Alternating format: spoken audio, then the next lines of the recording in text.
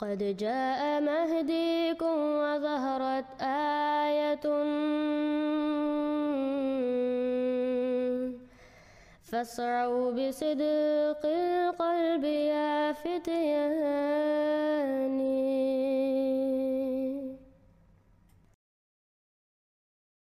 القرآن قرآن بڑی قرات کے ساتھ کریں گے، لا یجاوز حلوقہم او حناجرہم، لیکن وہ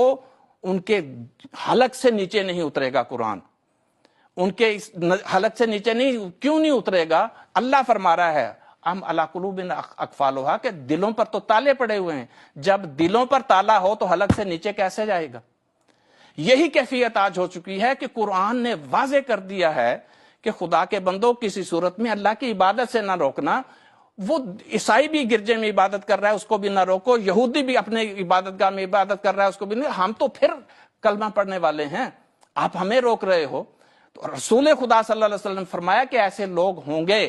بظاہر وہ خود قرآن بھی پڑھیں گے، تلاوتیں بھی کریں گے، اور پھر دوسری حدیث میں فرمایا مساجدہم عامرہ وہی خراب من الہدی علماؤہم شر من تحت ادیم السماء، کہ ان کی مسجدیں بظاہر بھری ہوئی ہوں گی، اس میں خوبصورت ہوں گی، نمازیں بھی پڑھ رہے ہوں گے، لیکن وہ ان کے علماء بدترین مخلوق ہوں گے جو زمین کے نیچے ہوں گے۔ بس آج یہ چیز ہمیں پھر کہتے ہیں، اب اللہ فرما رہا ہے کہ نمازیں نہ چھوڑنا ورنہ مشرک ہو جاؤ گے، یہ کہہ رہے ہیں نمازیں لازمی چھوڑو، ہم نہیں چھوڑ سکتے۔ آج ہمارے اوپر یہ رات پیدا کر دی گئی ہے، ظلم کی رات چھائی ہوئی ہے، لیکن یہ یاد رکھیں، میں اپنے دوستوں کو، اپنے بھائیوں کو، اپنی بہنوں کو یہ عرض کرنا چاہتا ہوں کہ یہ رات تو ہے، لیکن یہ لیلۃ القدر ہے،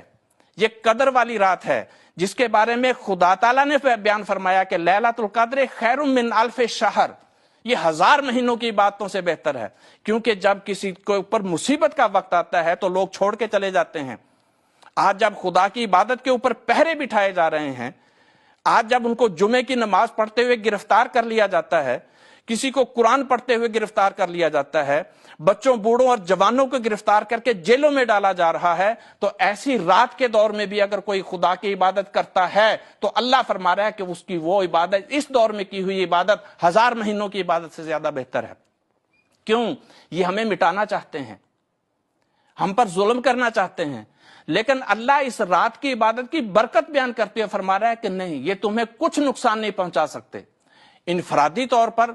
نقصان ضرور ہوں گے، وہ آزمائش ہے خدا کی طرف سے، لیکن حقیقت یہ ہے، فرمایا تنزل الملائکۃ والروح فیہا باذن ربہم من کل امر سلام، کہ اس میں اللہ کے فرشتے، اللہ کی روح اترے گی جو تمہارے لیے ہر معاملے میں سلامتی کا پیغام لے کے آئے گی، کہ تمہیں کوئی نقصان خدا تعالیٰ نہیں ہونے دے گا، بحیثیت جماعت تم ترقی پہ ترقی کرتے چلے جاؤ گے۔ تو یہ تب تک ہے حتی مطلع الفجر، جب تک فجر طلوع نہیں ہوتی، جب تک خدا تعالیٰ غلبے کا وقت نہیں لے آتا، یہ برکتیں ہمارے ساتھ رہیں گی۔ اگرچہ یہ آزمائش ضرور ہے، یہ رات ہے، لیکن اس رات کو اللہ تعالیٰ نے روشن کر دیا ہے ہمارے سامنے۔ آج کل دیکھیں، یہ اتفاق کی بات ہے کہ جب آج گرفتاریاں ہو رہی ہیں، نمازوں سے روکا جا رہا ہے، جمعے سے روکا جا رہا ہے، آج رمضان کا مہینہ ہے، اور آج سے وہ آخری عشرہ بھی برکتوں اور رحمتوں والا شروع ہو رہا ہے، جس کے اندر لیلۃ القدر آیا کرتی ہے۔